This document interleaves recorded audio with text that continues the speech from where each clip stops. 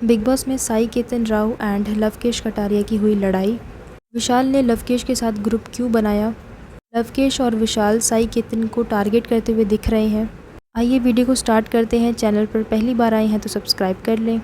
लवकेश और साई केतन राव के बीच में हुई लड़ाई। जैसा कि आप सभी लोग जानते हो कि इन्हें टास्क दिया गया था कि ये कंट्रीब्यूशन के हिसाब से बताएंगे कि कौन सा कंटेस्टेंट 1 से 16 के बीच में कौन से नंबर पर होना चाहिए। इस टास्क में सबको ये बताना था कि कौन से कंटेस्टेंट का कंट्रीब्यूशन सबसे ज़्यादा कम रहा है शो में और उसे कौन सी रैंक पर होना चाहिए, और साथ में रीज़न भी बताना था कि आप उस कंटेस्टेंट का नाम क्यों ले रहे हो। तो हुआ ये कि सभी लोगों ने एक दूसरे के नाम लेना शुरू कर दिया, साथ में रीज़न्स भी बताए कि इस वजह से हम इसका नाम ले रहे हैं। और जब बारी आई साई केतन की तो लव ने उसे इंटरप्ट करना शुरू कर दिया। साई ने लिया था लव का नाम और जब उसने रीज़न बताना शुरू कर दिया तो लवकेश ने बार बार उसे रोकना चाहा और बार बार उसके बीच में बोल रहा था, उसे बोलने नहीं दे रहा था। और साई ने यह भी बोला कि आप मुझे कंप्लीट करने दो, उसके बाद बोल लेना, लेकिन लवकेश ने उसकी बात नहीं मानी। लवकेश ने तो साई की बात मानी ही नहीं और बीच में इंटरप्ट भी करता रहा।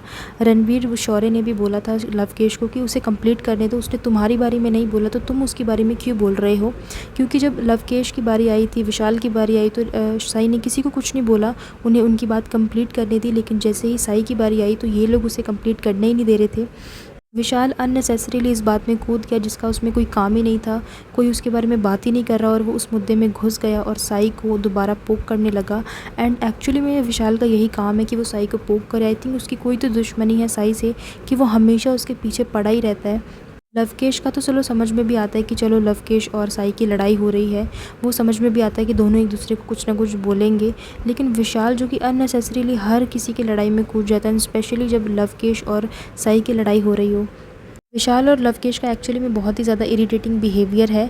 इनको लगता है कि शो में एंटरटेन करना, शो में कंट्रीब्यूशन सिर्फ यही होता है कि दूसरों का मजाक उड़ाओ, बेइज्जती करो, सिर्फ उनके अकॉर्डिंग सिर्फ यही कंट्रीब्यूशन है।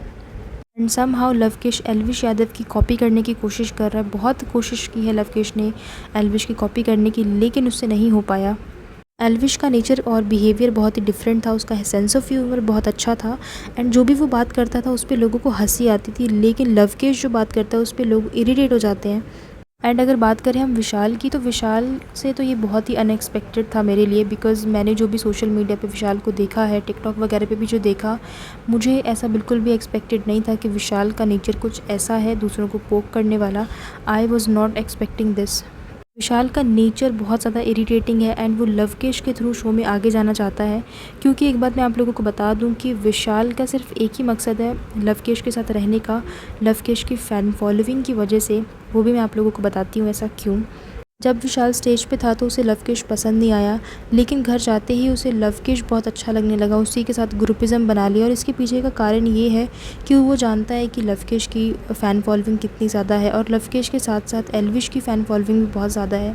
क्योंकि एल्विश और कटारिया बहुत अच्छे दोस्त हैं, तो ऑब्वियसली जो एल्विश के फ़ैन्स हैं वो कटारिया को ही वोट करेंगे।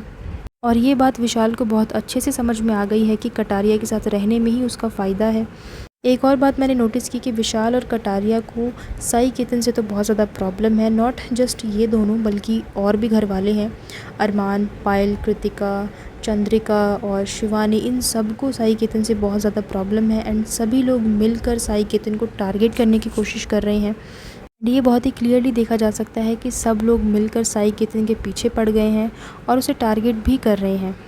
एंड आई नो बहुत सारे लोग आएंगे अभी कमेंट सेक्शन में ये डिफेंड करते हुए कि नहीं, कटारिया का बहुत ज़्यादा कंट्रीब्यूशन है, विशाल का बहुत कंट्रीब्यूशन है। एंड कंट्रीब्यूशन के नाम पे आई थिंक सिर्फ ये नहीं होता कि आप किसी का मजाक उड़ा लो या फिर किसी की बेइज्जती कर दो। This is not contribution at all. And अगर किसी को लगता है कि किसी का मजाक उड़ाना, बेइज्जती करना, किसी पे जोक मार देना, अगर ये चीज़ें कूल हैं तो आप तो बिल्कुल ही गलत हो, क्योंकि ये चीज़ें कूल बिल्कुल भी नहीं होती हैं। एंड लवकेश की मुझे एक और बात बहुत गलत लगी, जब उसने साई को बोला कि मैं मुक्का मार दूंगा, नीचे गिरा दूंगा। तो ये बात तो देखो बिल्कुल गलत थी, ऐसे नहीं बोलना चाहिए। एंड क्या लवकेश ने साई को देखा है, उसकी बॉडी देखी है, क्या ये पॉसिबल है भी या नहीं? इसके अलावा साई केतन की भी मुझे एक बात सही नहीं लगी, जो कि उसने विशाल को कही कि कुत्ते की दम वगैरह ऐसा कुछ लाइन बोली थी, जो कि बिल्कुल भी सही नहीं लगी। वर्डिंग तो बिल्कुल देखो गलत थी ही, लेकिन विशाल की भी यहाँ पे गलती है। जब लड़ाई किसी और के बीच में हो रही है तो उसकी लड़ाई में पड़ के उसे कुछ बोलना तो ये तो गलत ही है ना, क्योंकि साई ने तो उसको कुछ बोला ही नहीं, लेकिन वो साई को अब्यूज़ भी कर रहा है, तो साई भी तो कुछ बोलेगा ही। साई ने जो वर्ड यूज़ किया कुत्ते की दम, बेशक वो सही नहीं था, लेकिन उसके पीछे की वजह उसने क्यों बोला वो बिल्कुल सही थी। तो इसी के साथ मैं वीडियो को एंड कर रही हूँ। आई होप कि आप लोगों को ये वीडियो अच्छा लगा होगा। कमेंट करके मुझे ज़रूर बताना कि आपको क्या लगता है, कौन सही है कौन गलत है। प्लीज़ अपने व्यूज़ जो हैं, अपने ओपिनियंस मेरे साथ ज़रूर शेयर करना। वीडियो पसंद आया होगा एंड इसी तरह के और भी वीडियोस देखने के लिए आप लोग मेरे चैनल को सब्सक्राइब कर लीजिए। So thank you so much guys for watching this video. I will see you in the next one. Till then keep watching. Thank you.